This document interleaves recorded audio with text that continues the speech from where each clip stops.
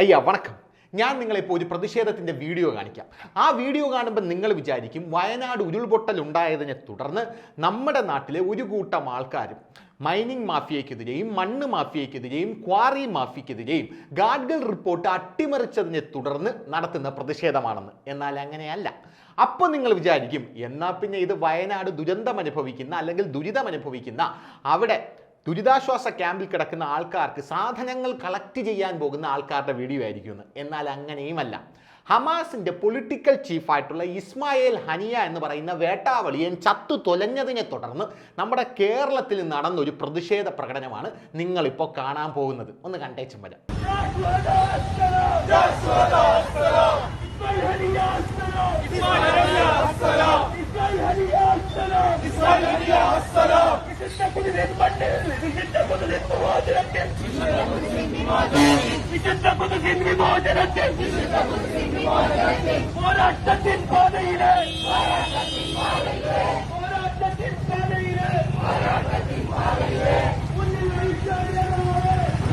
ഇപ്പൊ ഈ വീഡിയോ നിങ്ങൾ കണ്ടത് പാലസ്തീനിലെയോ അല്ലെങ്കിൽ സിറിയയിലെയോ അല്ലെങ്കിൽ മറ്റൊരു രാജ്യങ്ങളിലെയും വീഡിയോ അല്ല. ഇത് നമ്മുടെ കൊച്ചു കേരളത്തിൽ നടന്ന വീഡിയോ ആണ്.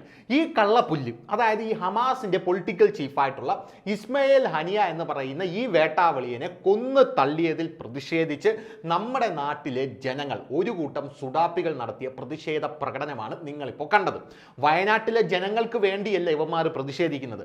വയനാട്ടിൽ എന്ത് ദുരന്തം നടന്നാലും അതവിടെ നടന്നോട്ടെ, ഞങ്ങൾക്ക് ഞങ്ങളുടെ ഇസ്രായേലും ഹമാസും ഒക്കെയാണ് വലുത് എന്ന് പറഞ്ഞ് കേരളത്തിൽ പ്രതിഷേധിക്കുന്ന ഇതുപോലുള്ള വേട്ടാവളിയന്മാരെയൊക്കെ എന്ത് ചെയ്യണം?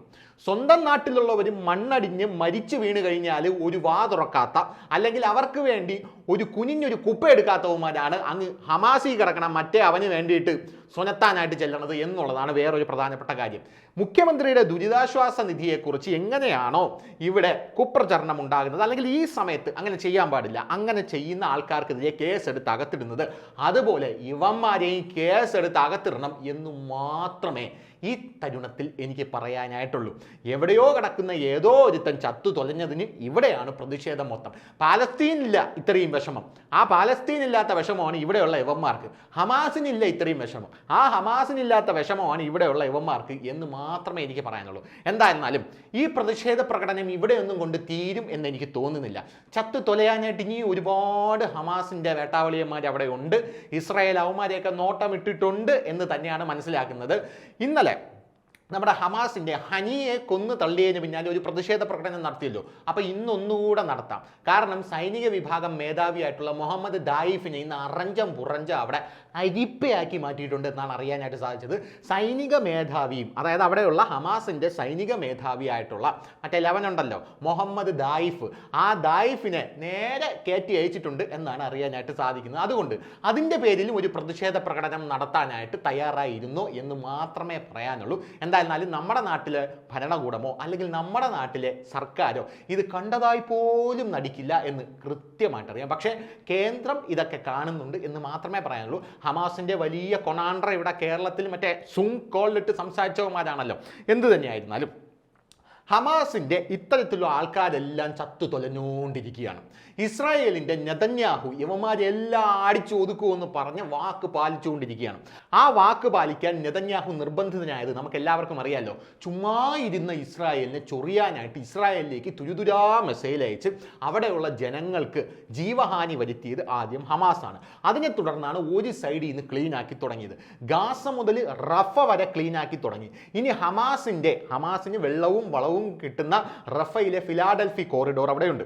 അത് ഡീന്യൂട്രലൈസ് ചെയ്യാനായിട്ട് ഇസ്രായേൽ ശ്രമിച്ചുകൊണ്ടിരിക്കുന്ന ഈ തരുണത്തിലാണ് ഹമാസിന്റെ ഓരോരുത്തന്മാരായിട്ട് ഞങ്ങളുടെ തലവൻ ചത്തു യുദ്ധം നിർത്തിക്കൂടെ, നമ്മുടെ തലവൻ ചത്തു യുദ്ധം നിർത്തിക്കൂടെ എന്ന് പറയുന്നത്. ഇസ്രായേൽ പറയുന്നത് യുദ്ധം നിർത്തില്ല, നിന്റെയൊക്കെ ആ കോറിഡോർ, അതായത് ഈജിപ്തിൽ നിന്ന് ഇങ്ങോട്ട് വരുന്ന നിനക്കൊക്കെ സിറിയയിലും ലെബനിൽ നിന്നുമൊക്കെ വെള്ളവും വളവും ആയുധവും കിട്ടുന്ന ആ കോറിഡോർ ഉണ്ടല്ലോ, അത് നമ്മൾ തകർക്കും. അത് തകർത്ത് കഴിഞ്ഞാൽ ഹമാസ് ഡീന്യൂട്രലൈസ് ആകും എന്നാണ് ഇസ്രായേൽ കരുതുന്നത്. എന്ത് തന്നെയായിരുന്നാലും വലിയൊരു പോർമുഖമാണ് നമ്മുടെ ഇസ്രായേലിന് നേരെ ചുറ്റും തുറന്നിരിക്കുന്നത്. ഈ ഇറാൻ എന്ന് പറയുന്ന രാജ്യം ഇസ്രായേലുമായിട്ട് നല്ല ബന്ധത്തിൽ പൊയ്ക്കൊണ്ടിരുന്ന രാജ്യമാണ്. ഈ ഇടയായിട്ടാണ് ഇറാനും ഇസ്രായേലും വലിയ രീതിയിൽ ശത്രുക്കളായതും.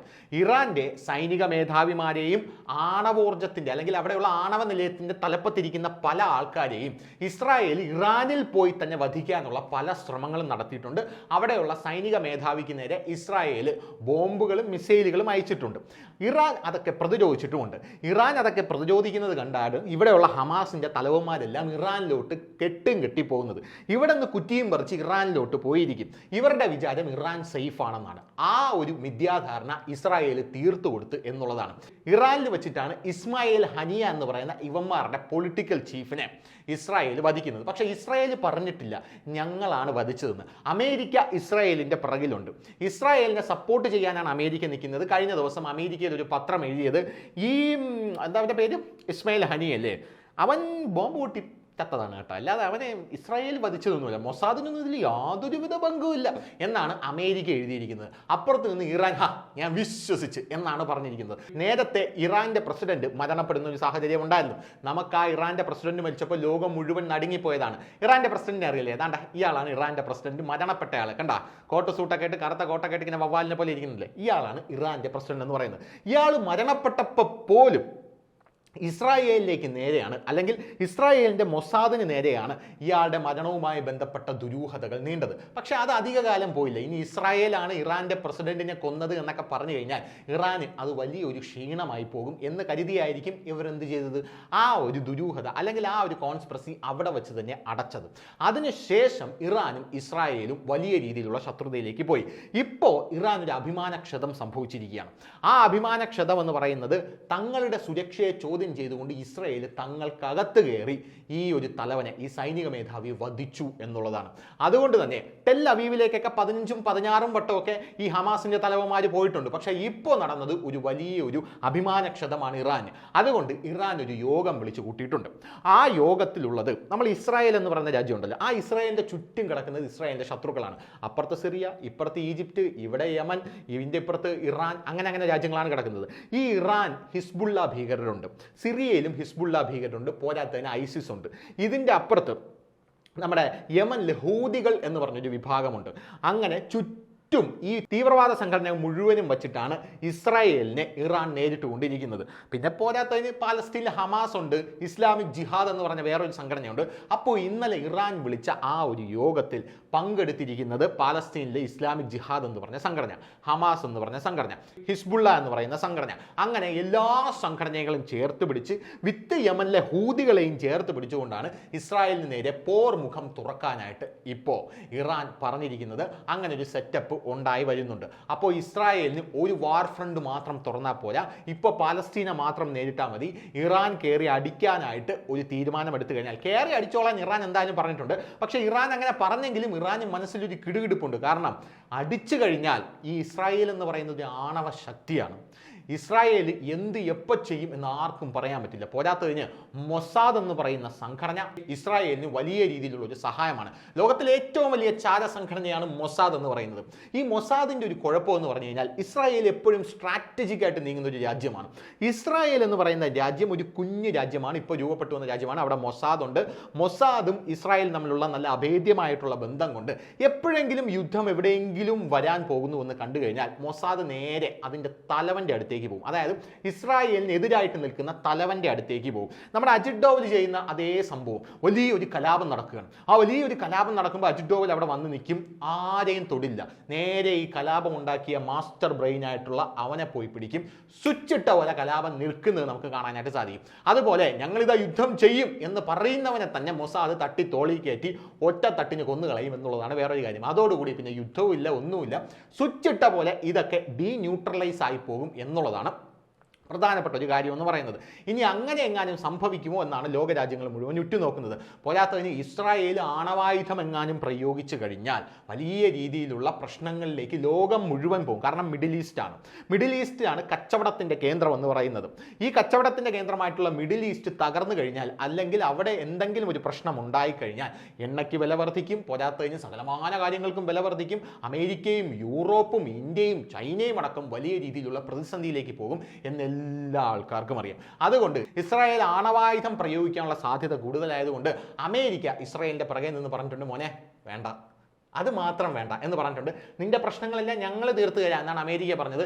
ഇതുപോലെ പ്രശ്നം തീർക്കാൻ നടന്നതാണ് ഉക്രൈൻ്റെ അമേരിക്ക. ഉക്രൈൻ്റെ അടുത്ത് കയറി അടിച്ചോളാൻ പറഞ്ഞു. പിന്നെ ഉക്രൈൻ ഒരു ആണവ ശക്തിയൊന്നും അല്ലല്ലോ, അതുകൊണ്ടായിരിക്കാം അമേരിക്ക അങ്ങനെ പറഞ്ഞത്. കയറി അടിച്ചോളാൻ പറഞ്ഞ് റഷ്യ ആണെങ്കിൽ ഉക്രൈനെ അടിച്ച് നൂത്ത് പിരുത്ത് രണ്ടായിട്ട് പിളർന്ന് അവിടെ കീഴടക്കുകയാണ് ചെയ്തത് എന്ന് നമുക്ക് എല്ലാവർക്കും അറിയാം. അപ്പോൾ ഈ ഒരു സാഹചര്യത്തിൽ ഇസ്രായേലിനോട് അമേരിക്ക പറഞ്ഞിരിക്കുന്നത് വെയിറ്റ് കറോ കണ്ണാ വെയിറ്റ് പണ്ണുങ്ക എന്നാണ് പറഞ്ഞിരിക്കുന്നത്.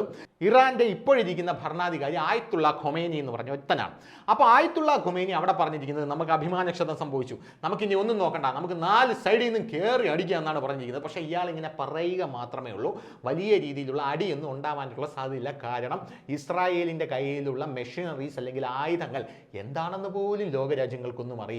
ഇസ്രായേൽ ഇത്രയും വലിയ ആയുധ ശേഖരമുള്ള രാജ്യമാണെന്ന് എല്ലാവർക്കും അറിയാം. പക്ഷേ അവരുടെ കയ്യിലുള്ള ആണവായുധ ശേഖരത്തിന്റെ കളക്ഷൻ അത് എത്രത്തോളം ഉണ്ടെന്ന് ലോകരാജ്യങ്ങൾക്ക് ആർക്കും അറിയില്ല.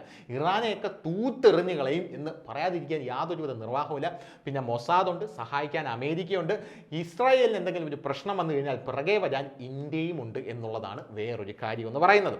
അപ്പോൾ ഇങ്ങനെ ഓരോ തലവന്മാരായിട്ട് ഇങ്ങനെ കൊന്നു വന്നുകൊണ്ടേയിരിക്കുകയാണ്. ആദ്യം ഇസ്മായിൽ ഹനിയ എന്ന് പറഞ്ഞവനെ കൊന്നു, ഇപ്പം മുഹമ്മദ് ദായിഫ് എന്ന് പറഞ്ഞവനെ കൊന്നു.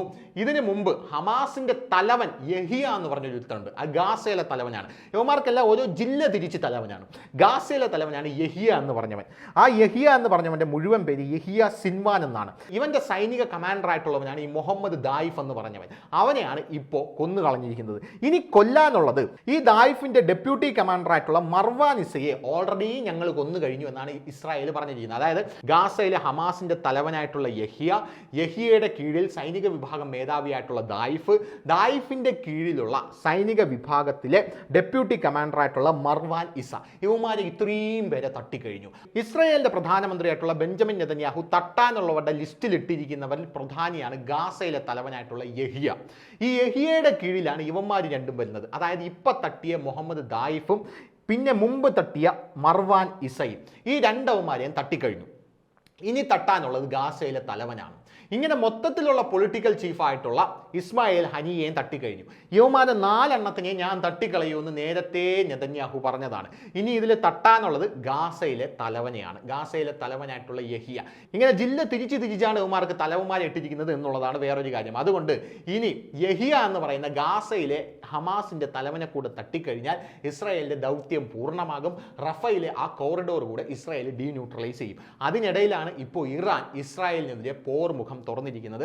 ഇറാനോട് ഒന്ന് മാത്രമേ പറയാനുള്ളൂ, അടി കിട്ടി കരയുമ്പോൾ വേറെ ആരും വരാൻ കാണില്ല. സൗദി അറേബ്യയൊക്കെ പുറന്തിരിഞ്ഞ് നിൽക്കുമെന്ന് മാത്രമേ നമുക്ക് പറയാനായിട്ട് സാധിക്കുകയുള്ളൂ. കാരണം സൗദിയൊക്കെ അമേരിക്ക പറയുന്നത് പോലെ കേൾക്കും. അറിയാമല്ലോ, സൗദിയിലുള്ള ഏറ്റവും വലിയ എണ്ണ പ്ലാന്റ് ആയിട്ടുള്ള അരാംകോ ഒക്കെ നിയന്ത്രിക്കുന്നത് അമേരിക്കയാണ്. എണ്ണ മാത്രമേ നമ്മൾ കുഴിച്ചെടുക്കുന്നുള്ളൂ, മൊത്തം അമേരിക്കയാണ് അടിച്ചുകൊണ്ട് പോകുന്നത്. അതൊക്കെ അറിയാമല്ലോ. പിന്നെ യു എ കണ്ട ഭാവം നടിക്കില്ല എന്ന് മാത്രമേ നമുക്ക് പറയാനായിട്ട് സാധിക്കുകയുള്ളൂ. പിന്നെ കണ്ടഭാവം നടിക്കും ഖത്തർ എന്ന് പറഞ്ഞ രാജ്യമുണ്ട്. ഭീകരവാദത്തെ പാലൂട്ടി വളർത്തുന്ന ഖത്തർ എന്ന് പറഞ്ഞ രാജ്യം. ഈ ഖത്തർ എന്ന രാജ്യം കണ്ടഭാവം നടിക്കും, പക്ഷെ ഒന്നും ചെയ്യാൻ പറ്റത്തില്ല. ഒന്നും ചെയ്യാതെ നിസ്സഹായമായി നോക്കിക്കൊണ്ട് നിൽക്കാൻ മാത്രമേ പറ്റത്തുള്ളൂ. യുവമാരുടെ തലവന്മാരെ എല്ലാം ഖത്തറിൽ കയറ്റി ഒളിപ്പിച്ച് വെച്ചിരിക്കുന്നു. നേരത്തെ ഒരു വാർത്ത വന്നിട്ടുണ്ടായിരുന്നു, മൊസാദ് അതിനെ നോട്ടം ഇട്ടിട്ടുണ്ടായിരുന്നു. പക്ഷേ ഖത്തറിൽ കയറി തട്ടുമെന്നാണ് ഞാൻ വിചാരിച്ചു വെച്ചിരുന്നത്. പക്ഷേ ഇറാനിൽ കയറിയാണ് തട്ടിയത്. ഖത്തറിൽ നിന്ന് നേരെ കെട്ടി ഇറാനിലോട്ട് വന്നു കാണും എന്നാണ് അപ്പോൾ നമ്മൾ മനസ്സിലാക്കുന്നത്.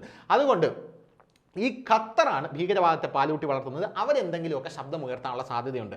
അങ്ങനെ എന്തെങ്കിലുമൊക്കെ ശബ്ദം ഉയർത്തി കഴിഞ്ഞാൽ ലോകരാജ്യങ്ങളുടെ സമ്മർദ്ദം മൂലം GCC രാജ്യങ്ങൾ മുഴുവൻ ഖത്തറിനെ ചിലപ്പോൾ ഉപരോധിച്ചാൽ എന്ത് ചെയ്യും? ഖത്തറിനെ ഇടയ്ക്ക് ഉപരോധിച്ചിട്ടുണ്ടല്ലോ, ഭീകരവാദത്തെ പാലൂട്ടി വളർത്തുന്നു എന്ന് പറഞ്ഞ്. അങ്ങനെ ഭീകരവാദ രാജ്യത്തിൻ്റെ ഒരു ഇമേജ് ഉള്ളത് കൊണ്ടാണ് ഖത്തർ ഈ ഇടയ്ക്ക് ഫുട്ബോൾ വേൾഡ് കപ്പ് ഒക്കെ നടത്തി ആ ഇമേജൊക്കെ ഒന്ന് മാറ്റിയെടുക്കാനായിട്ട് ഒരു ശ്രമമൊക്കെ നടത്തിയത്. പക്ഷേ അതും പാളിപ്പോയി എന്നുള്ളതാണ് വേറൊരു കാര്യം എന്ന് പറയുന്നത്. അതുകൊണ്ട് ഖത്തർ ശബ്ദം ഉയർത്തും. ആ ശബ്ദം പക്ഷെ പുറത്തു വരില്ല എന്ന് മാത്രമേ പറയാനുള്ളൂ. അടി കിട്ടുമ്പം ഇറാൻ ഒരു മയവും കാണില്ല എന്ന് മാത്രമേ പറയാനുള്ളൂ. വെറുതെ മധ്യേഷ്യയിലെ സമാധാനം തകർക്കരുത്, ഇസ്രായേലിനെ കയറി ചൊറിയാൻ പോകരുത് എന്ന് മാത്രമേ പറയാനുള്ളൂ.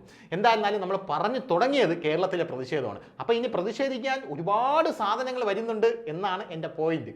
ഇനി ഒരുപാട് അവന്മാരെ തട്ടാനുണ്ട്. അവനെയൊക്കെ തട്ടുമ്പോൾ ഇവിടെ ഒച്ചത്തിൽ നിലവിളിക്കണം. നിലവിളിക്കുമ്പോൾ നീട്ടി കരയുമ്പോൾ നിർത്തി കരയണം. എങ്കിലേ സ്വരം വരും. മനസ്സിലായില്ലേ? എങ്കിലേ ആരോഹണവും അവരോഹണവും കറക്റ്റായിട്ട് നമുക്ക് പിടിക്കാൻ പറ്റും. പക്ഷേ കൂടുതൽ വാർത്തകളും വിശേഷങ്ങളും നിങ്ങളിലേക്ക് എത്താൻ ABC മലയാളം സബ്സ്ക്രൈബ് ചെയ്യുക, ബെൽ ബട്ടണും അമർത്തുക.